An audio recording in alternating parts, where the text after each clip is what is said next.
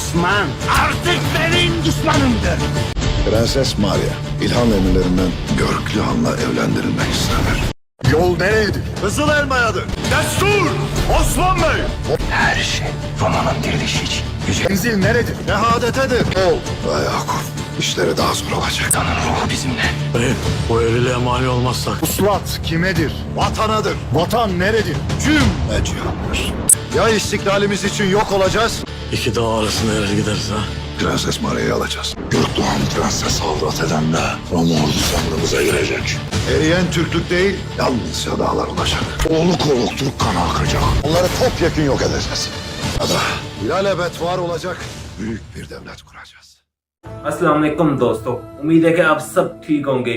आने वाले नई एपिसोड 145 का ट्रेलर आ चुका है और आपने ये ट्रेलर देख भी लिया है। ये ट्रेलर आपको कैसा लगा कमेंट सेक्शन में जरूर बताइएगा। मुझे इस बात का बहुत ज्यादा अफसोस है कि आप मेरी वीडियो तो वॉच कर लेते हैं लेकिन चैनल को सब्सक्राइब नहीं करते।